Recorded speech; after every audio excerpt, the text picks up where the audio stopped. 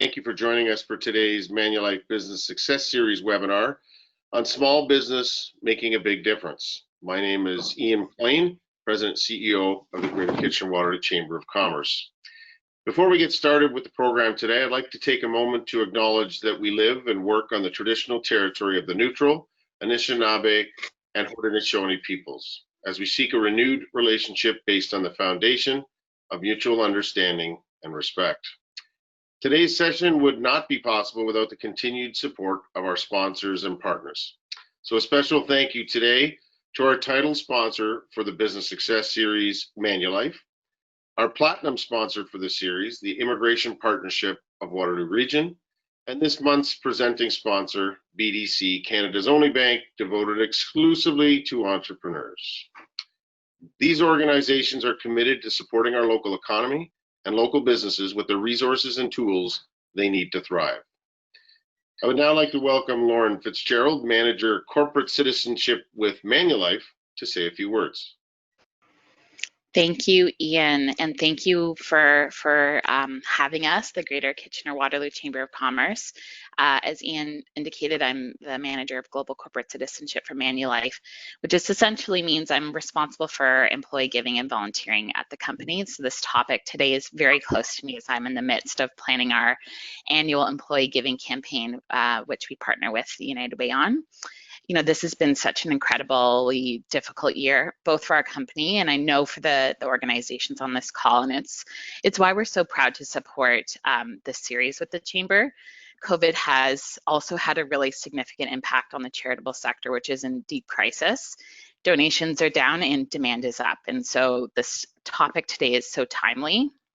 Manulife believes that our success as a company really depends on the success of the companies where we live and work.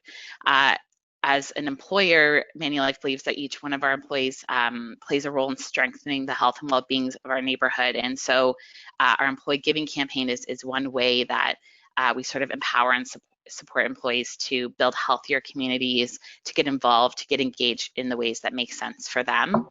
Our mission as a company is to make decisions easier and lives better. And I think in times of crisis, the power of purpose really comes forward. And so for us, you know, something like our employee giving campaign is ultimately a really true distillation of our purpose. It's an amazing example of our mission and our values. It's essentially our values in action, not just for our employees, but for our communities and our customers as well. And so I just really want to thank you so much for having me. We're thrilled to support this wonderful series, and I'll turn it back over to Ian to introduce the panelists. Well, thank you, Lauren, and we're always happy because Manulife's been a great partner of ours, not only on this series, but on a great number of things that are important to not only businesses in the Chamber, but business broadly across Waterloo Region and to the community as a whole. So thank you very much. We're very pleased to have Manulife as the title sponsor. Just before the session starts, I'd like to take a few minutes to just a couple of quick reminders. Please do ensure your microphone is muted throughout the presentation so we can reduce background noise. If you have any questions that come up through the session, you can type them into the question box in your control panel at any time. In the event that we are unable to get to your question, we will ensure your question gets answered and is shared when the recording is sent out after the event. If you have tech-related problems or issues, a representative of our team will get back to you in just a moment, so please put that in the chat box as well. If you are, if the questions are for today's presenter, they'll be gathered throughout the session, and our speaker will do their best to try and get to them throughout the presentation. All attendees will be sent a recording of today's presentation. It'll be also made available on the Greater KW Chamber website. I'd like now to invite Kirk Irving, Manager, Business Center in Waterloo Region with BDC, to introduce today's speakers. Well, thank you very much, Ian, and it's a real pleasure to be here today. BDC is proud to be this month's presenting sponsor of the Business Success Series. I have the privilege of introducing today's speaker panel. Liz Watson-Palermo has over 25 years of experience in human resources management. Prior to joining Vertec in 2008, Liz spent her HR career in food processing and manufacturing.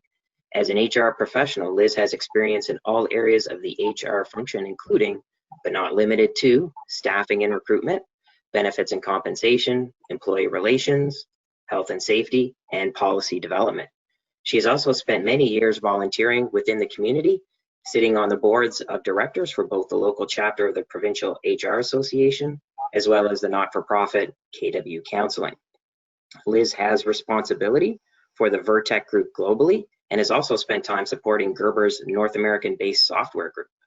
Liz graduated from Wilfrid Laurier University with an honors Bachelor of Business Administration degree, and in 1998 received her CHRL designation from the Human Resources Professionals Association. Gord Harris is the principal owner and senior lawyer at Harris Law Personal Injury Lawyers PC. Harris Law advocates for those that are victims of the negligence of others or insurance industry misconduct. While primarily focused on the Kitchener and Niagara regions, Harris Law acts for many clients across Ontario, Canada, and the US with special expertise in interprovincial and international claimants. They focus on first assisting their clients with recovering from their experiences with a long-term view to ensure that they are fairly and equitably compensated. Gord continues to volunteer his time with various groups, including Municipal First Nations Committees, Pro Bono Students Canada, the Lincoln County Law Association, the Waterloo Law Association, the Ontario Trial Lawyers Association, the Waterloo Wellington Brain Injury Association, and the Spinal Cord Injury Ontario, amongst others. After 10 years on the front lines of the social services sector, Suhanya Katheswaran was drawn to United Way because it offered the opportunity to work across sectors to impact the most pressing issues in a community. Suhanya has had the privilege of contributing in a variety of roles at the organization and is currently the Campaign Relationships Manager. And moderating today's discussion is Rebecca Toscana. Rebecca is the Regional President, BMO Private Wealth, Ontario, accountable for the business results in this region. She leads investment, banking, trust, wealth planning, and insurance professionals who are dedicated to delivering an exceptional and comprehensive wealth management experience for high net worth and ultra high net worth clients and their families. Prior to her current role, Rebecca was the Chief Operating Officer, BMO Wealth Management. Rebecca has joined BMO Financial Group in 2005 and has held a variety of progressive roles in the Office of Strategic Management, Personal and Small Business Credit Cards, and BMO Insurance COO. Prior to joining BMO Financial Group, Rebecca was a strategy consultant at Monitor Group. Rebecca is a board member of Young People's Theatre, as well as cabinet chair for the United Way Waterloo Region Communities. Thank you to all for joining us today. I will now pass it over to Rebecca Toscana. Okay, wonderful. Thank you so much, Ian and Kirk, for those introductions. And good afternoon, everyone. We're really delighted that you're spending some time with us today. We are going to have a really engaging discussion. And so I thank Gord and Liz in advance and Suhanya for your insights. And we hope that we leave you here today empowered to think about, what you can do as a small business owner operator in the area of corporate social responsibility. If you've never done anything, we're going to provide you with ideas on how to get started. If you have some experience, maybe you'll take away something that you haven't tried before. As Kirk mentioned, I am the United Way Waterloo Region Regional Cabinet Chair. I'm absolutely delighted to be part of this organization because I think it's really important to give back to the communities in which we operate in. And similar to how Lauren described her experience at Manulife, I'm really lucky that I work for an organization at BMO where it's a well-oiled machine. Every year we have our employee campaign, a giving campaign, and we're so proud to be aligned with United Way because we know that every dollar raised goes back to these local organizations and they know where the need is most.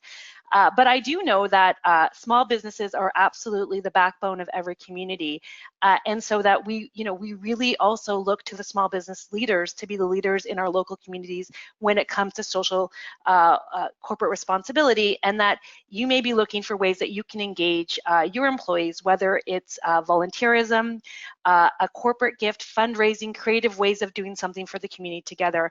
It all adds up to having a positive impact. And as we know, and I should have started with this, of course, we hope you're all doing well and staying safe during these unprecedented times. But as Lauren said as well, the need has never been greater, particularly during this pandemic. It's only heightened where there's significant need in our community. And we all know we're only as strong as the communities we operate in. And so as leaders, how can we continue to lead from the front? And it's good, business practice.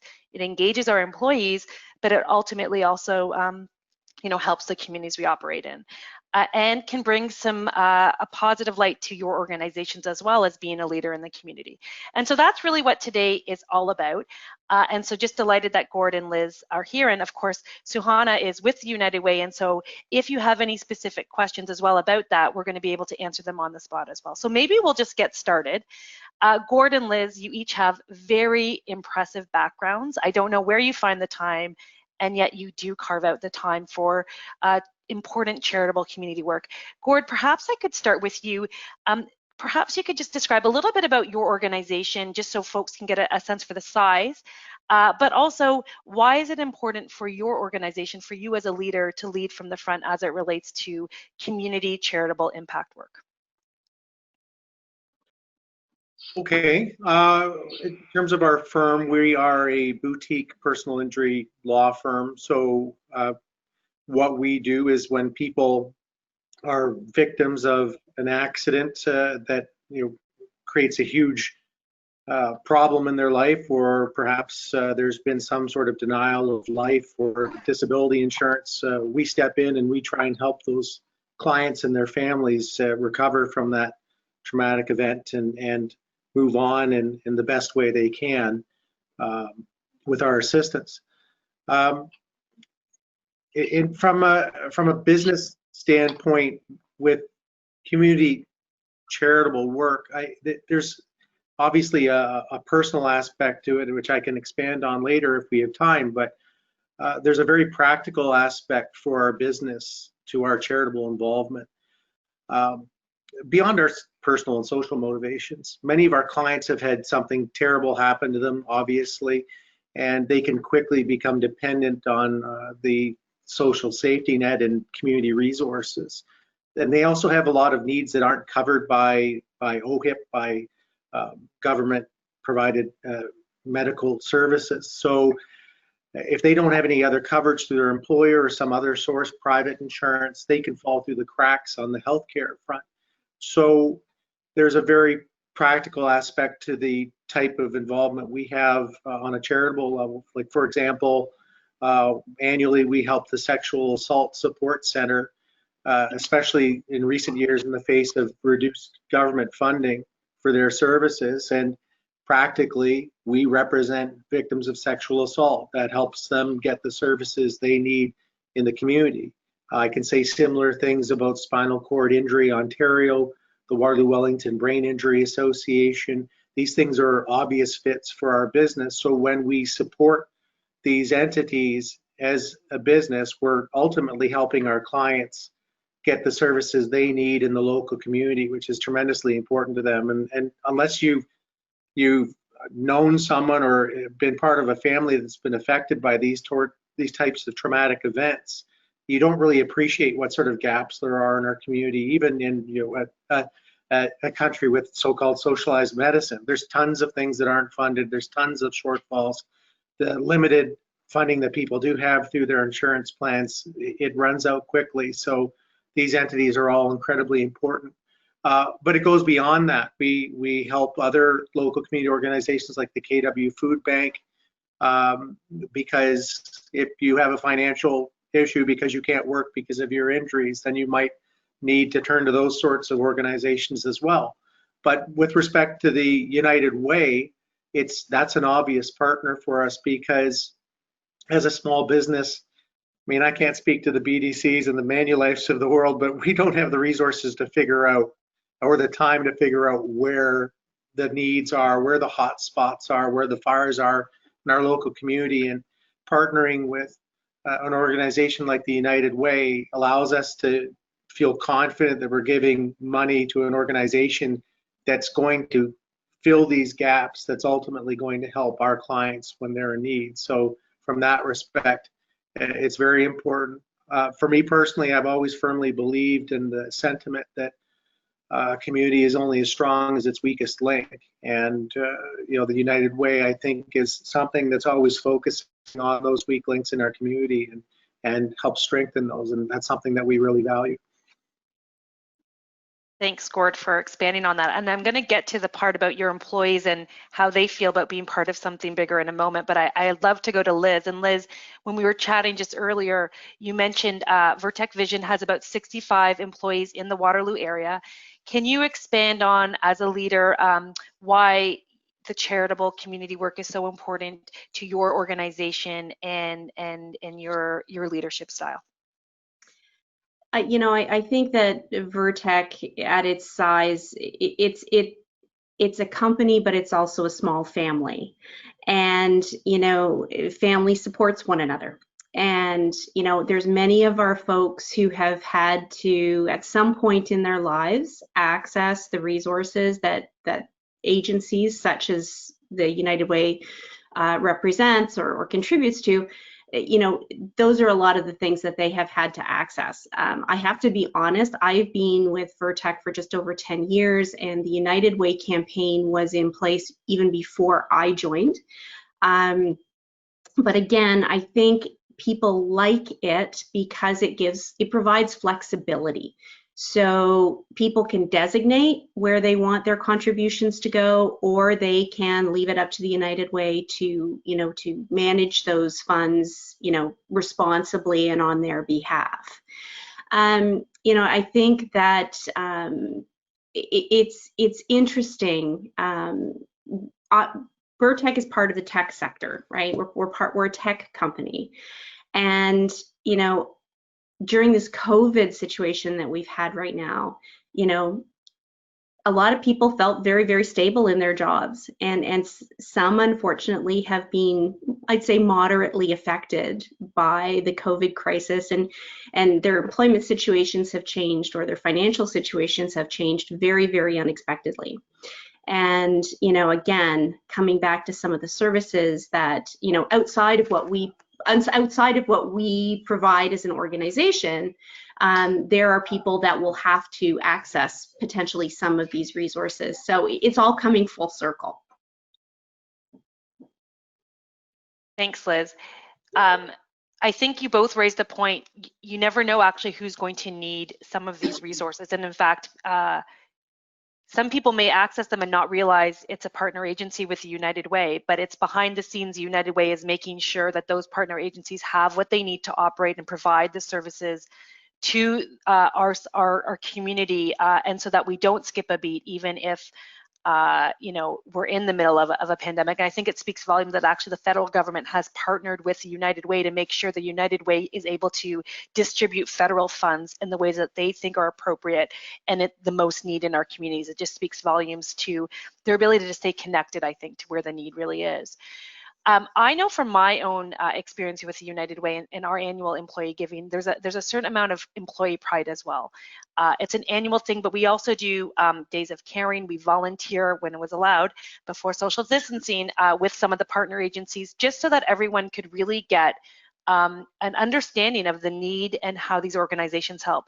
Can you speak a little bit to how you operate some of the way that you work with the United Way, I guess, is how I would ask, and is it an annual employee giving campaign? Are there contests? How do you engage your employees in the spirit of giving to have the most impact for your community? Gord, perhaps I'll start with you.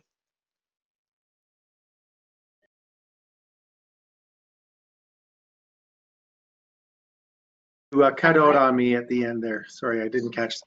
I didn't know if what would a virtual seminar be without some technical difficulties, everyone? All I asked was, just could you describe how you engage your employees in your giving, whether it's a giving campaign, are there days of volunteering? Do you have contests? How do you get the spirit up?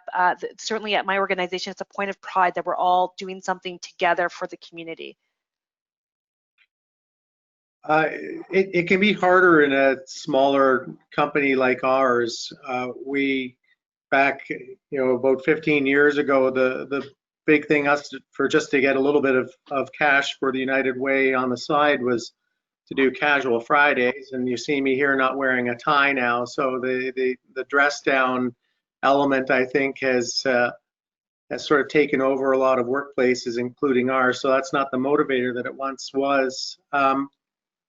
For us, it helps to have, no matter what type of event or campaign it is, if we have a clear goal and a measurable outcome, and preferably it's tied to something that our firm cares deeply about, that's makes it easier for us to motivate our employees and to get them involved.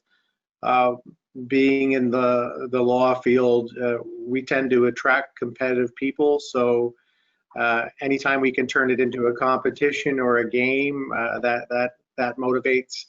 Particularly if we take it outside. We did a blood services drive within the legal community a few years ago, and despite our size, we won that competition. Perhaps we set up all our competitors by creating the program, but it was really important to us that we showed all the local bigger firms that we could donate more blood than they did. So those things that challenge our staff and get them involved and interested are always helpful. I mean, if you're in law, you don't like losing, so that part of it's always helpful. I think that's a common theme no matter what industry you're in, if you're a leader, and I love that theme. I think that the competitive spirit, ability to challenge for such a good cause is something that resonates no matter what, and is something that we certainly use at our organization to get the giving even higher. Liz, maybe I'll turn to you. Describe a little bit, you said before the annual giving campaign and working with the United Way is well ingrained. Any tips on how you as a leader have really engaged employees and gotten that spirit of giving back to be alive and well? So Vertec does run an annual campaign every year with the, with the pledges and all of that type of thing. But we also try to make some fun out of it and run some fun events. And that's shifting this year with COVID, because our people really simply, really honestly, like food. And we do a lot of events around food. So we, historically, we have kicked off our campaign with a pancake breakfast where all of the managers are cooking breakfast for all of the employees, and we charge $5, and all that money, company provides all the foodstuffs, and all that money goes towards the United Way campaign. We always have ended off with a chili cook-off and a game show. We pick a different game show, and we run a game show every year, which is really well attended. And I think that speaks to a little bit of the competition, because not only do you want to win the game show, you also want to win best chili, right? So I think food is a big thing for our folks. We're still trying to run some of those different things virtually this year. We're having a contest around, make your chili, but then decorate your plate, and there will be a prize for, how the most decorative plate, or make a dessert or something like that. And then we'll transition to things like virtual bingo and those kinds of things. And I think this year in particular, while when we're in the office and we can bring people together, in person around these events, and it creates some camaraderie, and it gets people kind of motivated and laughing and having a bit of fun. I think now we're into, so many folks working from home. This is a unique opportunity to bring some of that back, and that we've kind of been missing, even though we've been trying to do things since, we all went home in March. We're really trying to play this up, and one of the opportunities that we have out of this is to make it international, actually, and we'll bring in the 20 people that we have globally, and what we will do is we will suggest that they participate in some of these events, because it's easier for them to do now, and then turn around and make a donation to a charity of choice in their own communities. So trying to expand it, trying to spread the wealth a little bit. But yeah, we're trying to look at that as an opportunity for this year. I really like that, and looking at the current environment as a silver lining in some way. And I can speak from my experience, nothing gets employee engagement higher than if you as a leader are offering to do something embarrassing if they meet their goal. So if we meet our goal together, I myself have done a lot of karaoke.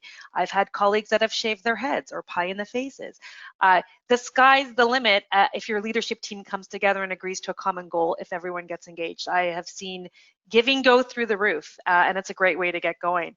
The other thing I would say is, in terms of the fact that everything's so virtual right now, another idea for organizations that may be thinking of getting started, if you have a lot of tech-savvy employees, you can do something like a dance-a-thon or something like that, or film themselves dancing with their kids or their pets. They post it and you try to get as many likes as you can, and it's all for a good cause, and it leads to their fundraising page or something like that. But there's ways that you can use social as well to engage and create some type of common theme, even though we're not able to all be in the same room together right now.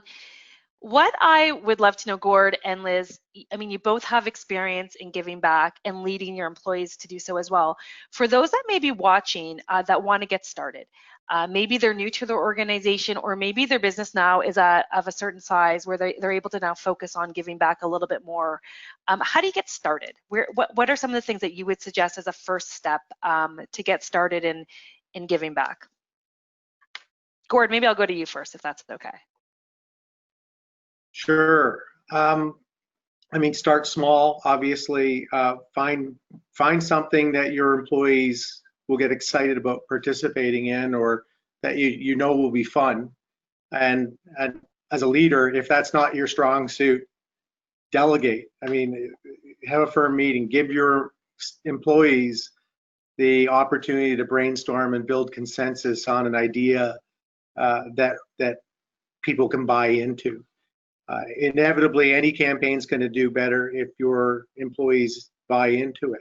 And they're more likely to buy in if it's their idea, unless you're great at coming up with the ideas yourself. So for the last 2 years, for example, we've rented the Apollo Cinema around Christmas and sponsored movies that you can, Christmas movies obviously, that you can get into with toy, food, or cash donations. Because those things are obviously always needed at that time of year. And we've been proud to support a whole bunch of charities through this, Family and Children's Services, the KW Food Bank, the Secret Santa Drive, Mike Farwell's local cystic fibrosis campaign. But our firm, our staff have loved it because, well, I mean, the Apollo Cinema is awesome. They're still open, and if you haven't been, I encourage people to check it out. They're licensed. They have tables in the back half. You can get food. It's a great, fun place to see a movie. That's my plug for the Apollo, and I have no ownership interest for the record. But you know, who doesn't like watching Elf or Christmas Vacation or any of the other number of wonderful Christmas movies out there? You know, Christmas Carol is my favorite personally, but I have trouble selling that to everyone. But you get a huge tangible outcome. You get a van full of toys and food and a wad of cash to provide to some needy charities. But the staff buy into that because it's fun. They get to dress up. They get to support a whole bunch of charities. They get to watch a movie. They get to have a drink. They get to socialize with their coworkers. It's a win-win for everything. So it's just a simple idea that translates well to a small firm. I like it. And you can link it to any client appreciation as well, how to give back with a client appreciation event. Liz, over to you. So the immediate words that came to my mind as well were similar to Gord's in terms of start small. You know, pick one thing and build on that as much as you can going forward. You know, similar to what Gord's talking about, we still, you know, outside of the United Way campaign that we run, you know, holiday season comes along, we're doing the same thing, you know, giving people the option to donate toys to needy kids, or doing a food drive for the food bank. you know, or giving, you know, a couple of different options like that apply to folks. You know, we used to do, you know, for example, strictly a toy drive, and then we were like, well, wait a minute, you know, some people aren't comfortable with the whole toy thing, or you know, they don't know what to buy. So when we opened it up to be either or, a food donation or a toy donation, we, like, our contributions doubled. So giving people options like that, making it easy, you know, whether it is, you know, you know, something off of your paycheck, it's easy. People don't have to focus on it, worry about it, think about it. Or, you know, or it's just, you know, a week where they can drop something off to go to a needy family. I do think the payroll deduction for those that do it, I know that's, you know, it's ebbed and waned, I think, a little bit over time. Our people still find it the simplest way to do it. They would still rather just have that come off of their paycheck. And then I think the company stepping up as well. So if your employees are going to do something, what's the employer going to do? Are you going to, you know, if you can't match it dollar for dollar, can you match a portion of that? What can you do as a smaller organization to show that, you know, you're not just asking something of your employees, you're willing to put the money where your mouth is? I love that. And, you know, an idea that we always use is we actually, all the leaders give first, and then before we even launch the campaign. And there's nothing that demonstrates walking the talk as saying, we've already done it, and here's why, telling the personal story. So I couldn't agree with you more there, Liz. I want to spend a moment, Suhana, with you, because everyone here has mentioned start small, make it easy for people to participate. Folks that are just thinking about getting started with charitable community giving may not know about how the United Way does make it easy for organizations. It's almost bespoke. And so, Suhana, would you mind just spending a little bit of time talking about, no matter the size of the organization, how you work with the organization and get it going for an organization, particularly if they're interested in an annual giving campaign? Absolutely, yeah. So I think that Gord and Liz have painted like a really great picture of what that can look like and how it could be different for each organization depending on what will work for them. But for a small business that's looking to get started, we offer lots of support in terms of figuring out what your campaign could look like. So whether it's going to be a 1-week campaign or a 2-week campaign, we have lots of resources to help you figure out, you know, how to kick that off in a really exciting, engaging way that rallies support and that gets people feeling inspired about the opportunity to come together for something that's, you know, bigger than what any one of them could do on their own. We have lots of ideas for virtual events that you can do to replace some of the fun things that we've all done in the past around food, around dunk tanks, around pies in the face. So we have virtual events that can be just as fun and that can be just as competitive, but still work within this new reality. We've also created some great virtual volunteering opportunities because we know that sometimes people want to be able to give in different ways. So some like to be able to give through payroll deductions or through a one-time gift. Others want to be able to give through their time and their talent. And one of the most impactful volunteer opportunities that we have right now is a letter writing campaign. We know that there were individuals in our community who were already experiencing isolation and loneliness before COVID, and this pandemic has just exacerbated that for those individuals. But it's also created isolation for so many more people than might have been the case before. And so the idea with the letter writing campaign is that any one of us can write some thoughtful, caring messages for someone in our community who might be experiencing some isolation, and then our frontline funded agencies that are working with those individuals would be able to get those letters out. So those are some of the different ways that your organization can get involved. We have lots of support, like I mentioned, to get you started, and it's about taking that first step. I think it's always about just getting started, even if it's in a really small way. And I think that's always been the power of United Way. It's everybody giving a little bit of whatever they can, and then the cumulative collective impact of that is what allows us to support an entire social safety net here in Waterloo Region. And another way to get started as well, of course, reach out to Suhana and she'd be delighted to help you. But just start following, I would say, United Way even on the social media channels, Facebook, Twitter, LinkedIn. You'll be able to see the partner agencies that they work with. You'll be able to see the needs. I think, Gord, you mentioned, the needs in our community so profound. You never, if you haven't had a need, you'd be very surprised what some of those needs are. It's heart-wrenching. And so get to know what your community, where those needs are, and there's no better way actually to do that than to start being a follower of the United Way on their social channels, and you'll start to see the work that they do. Before we go to questions, I do want to just spend a moment on, Gord and Liz, your perspectives. Giving back to the community, it's helpful obviously for your organizations, for employee engagement, retaining employees, culture. It helps you grow your own personal and professional networks.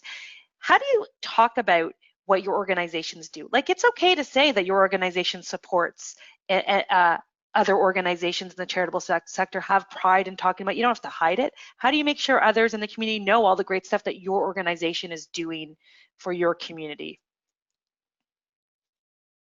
You're not bragging when you do it. It's a fact, and it's giving back. How do you, Gord, any thoughts on that? I probably don't do enough of that, to be honest. As a small business owner, we're typically less than 20 employees, including the lawyers. I'm often burning the candle on both ends, just making sure that things are going smoothly, especially in the last 7 months when there's a different announcement from all 3 levels of government and the courts on top of that for me about how things are going to be changing in the next week. So it's been quite demanding. I don't think we brag enough. Frankly, we depend on our charitable partners to do a lot of the bragging for us and to publicize our involvement. I'd like to have more time to have hands into that, and hopefully I will in the future, but I can say I certainly haven't done enough. The Christmas movie campaign, obviously we've advertised on that. We've partnered with the local radio stations and the charities that have been involved with us to promote that. But other than that, I can't say we've done enough, and it's something that we need to work harder on. And I could certainly use some help from the United Way and guidance in terms of doing that. So be prepared for those questions. Wonderful, thanks, Gord. Liz, any thoughts on that as well? I'm fortunate because I have, although not a lot, I do have some marketing resources available or at my disposal. So what we try to do is make sure that our folks, can authorize us to, share some of those photos out on social media, and do, use that in some of just our posts and getting our name out there. The other thing that I think, when you talk about retention, employees or candidates want to go and work for employers that are good corporate citizens. I mean, it's part of our ingrained, just the way we are now, right? That people want to work for good corporate citizens. So I think that one of the things that we do is we try to talk it up during our recruitment process. That although we all have heavy workloads, but we want to have some fun. And one of the ways that we create fun is by also giving back to the community and trying to do some work there. Prior to COVID, this year we were seriously looking at getting involved in the Day of Caring or volunteer days for our employees to go out and work for, different organizations, whether through the United Way or not. That we've stumbled a little bit with that right now, but it's important. It's important, and people want those opportunities. So not only does it make great business sense, but it helps attract talent as well. Okay, great. I thank you both, Gord and Liz and Suhana, of course, for your perspectives. I think, Ian, I'm going to turn it back over to you, and we may have some time for questions. Yeah, thanks so much, and that was a great discussion. Maybe I'm going to start. I've got a couple that I think are starting to trickle in, but I thought maybe one of the reasons that we partnered when we had the conversation with Joan and her staff at the United Way was the context. It's great that large business like BMO and others are fully engaged, but most of, or I would say many of your own customers at BMO would be small business owners themselves. So there's a connection between large corporations and folks like Gord and smaller businesses. And the context of this was we have 1,700 members in our chamber.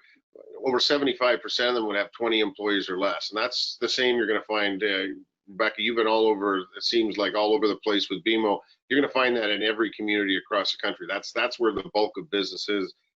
So maybe, Suhanya, I guess where we went with this is it's important for small business to know that whatever little, and we've talked about a little bit of this with Gord, every little bit helps in the community.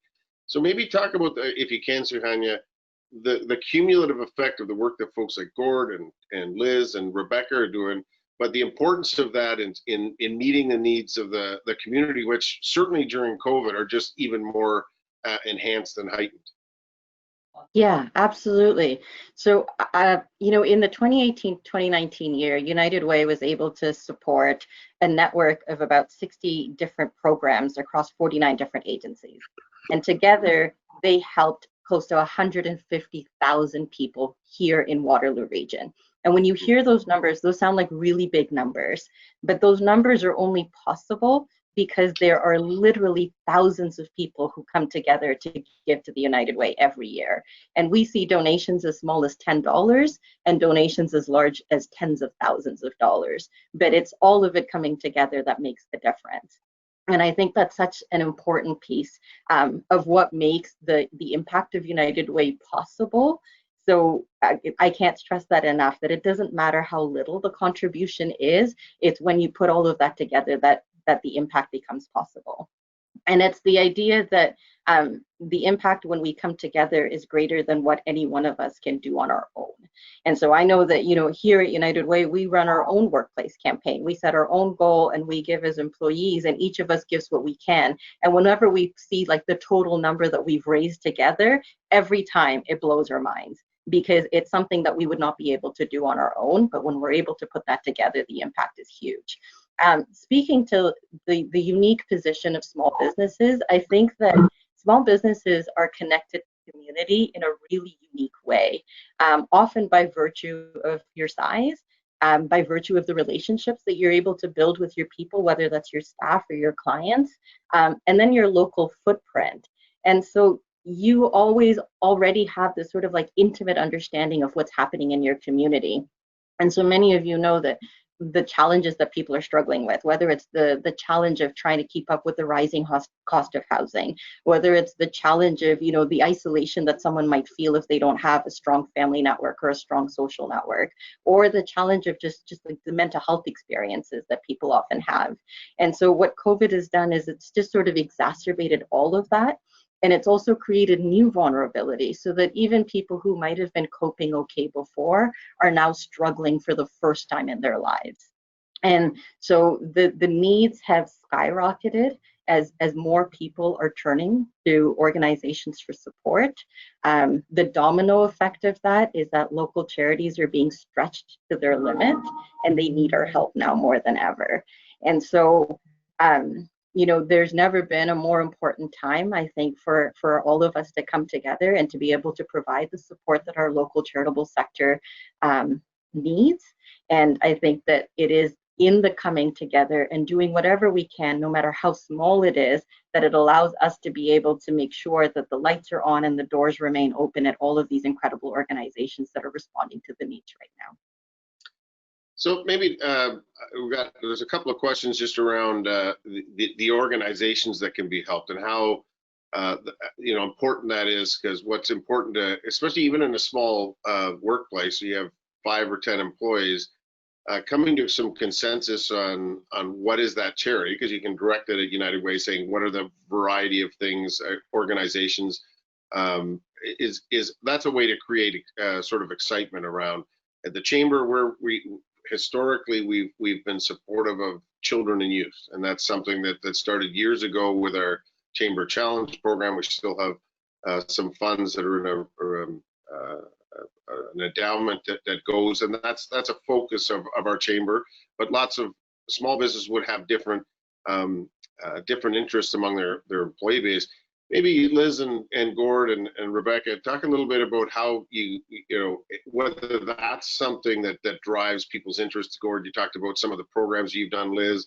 I think that can be a way for small business to really feel connected.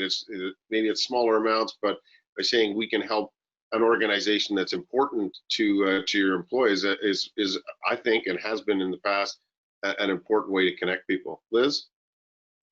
Yeah, I mean, we have a number of folks every year as part of our campaign that will, you know, specify on their pledge form that this is exactly where I want my funds to go. This is the charitable organization. This is, you know, I want it to go towards, you know, children and youth, or whatever the case happens to be. And I think that, you know, that again makes it simple. They're not having to go out and necessarily log on to the web page of that particular agency in order to make a donation there. They can do it all kind of in one place. And I think that does make it easier. The other thing is, you know, throughout our campaigns, we've not only had individual impact speakers come in to the organization, but we've also had just representatives from the United Way to really educate our staff about what the United Way priorities are and about the different avenues that they support. And I think that that's been a big part of it. There's been a lot of aha moments amongst our team members in terms of, wow, I didn't know the United Way was involved in that. I didn't know that they supported that. And we've had instances, you know, probably some of the most impactful is when one or two of our employees have gotten up to talk to the speaker after it's done to say, hey, look, this is exactly what I was looking for. Maybe not for themselves because, you know, they have a benefit plan and they have some employer supports, but hey, my brother's family is really struggling with X and they don't have access to those other resources. It's an education process, and I think following the United Way, you know, on some of those social media platforms, going to the website, you know, I learn new things every year.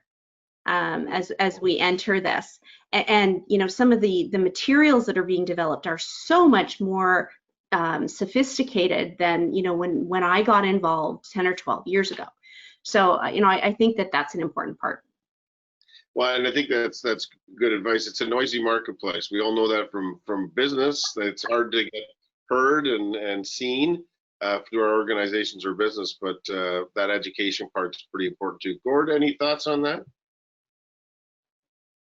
Yeah, I mean, as a smaller company that doesn't really have a lot of tiers within it, I mean, we've got basically legal assistants, we've got clerks, and we've got the lawyers and our firm managers. So it's not a larger company with tons of opportunity for advancement within the firm. So we're always looking for ways that our employees can make a difference internally. And if somebody finds a charity or a cause that they're excited about, or they've got some familial relationship with, or that they're just passionate about for any good reason, if they bring that to us, it's something that we always encourage, because as a business, we're trying to make a difference in our clients' lives, but internally, this is a great way for our employees to feel that they did something important within the firm when we don't really have a lot of promotion opportunities.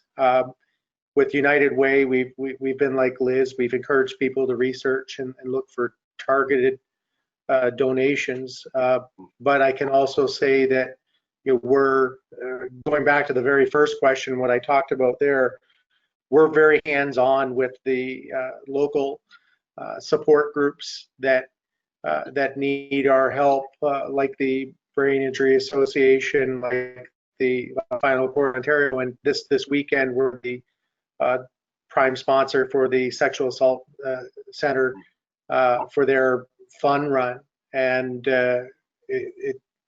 we have to make a difference in those areas, and we know that from what we do day in and day out, because there was just so much funding cut from those groups in recent years. And we know that because we're dealing with these organizations directly, and they're telling us, you know, our funding's been cut by 50%.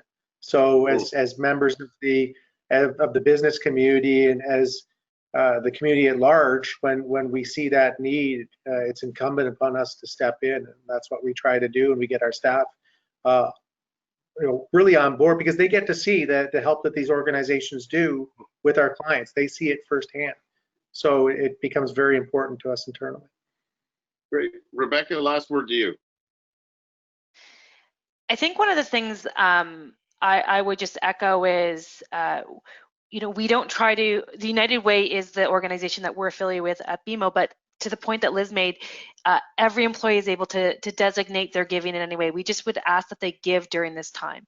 I personally give some of my giving to United Way. Others, if there's a Children's Aid Society, it's going to get some of my giving as well. Like, you designate, and the platform is electronic. It's so easy for employees to get involved in. And as Liz said, it's a paycheck deduction.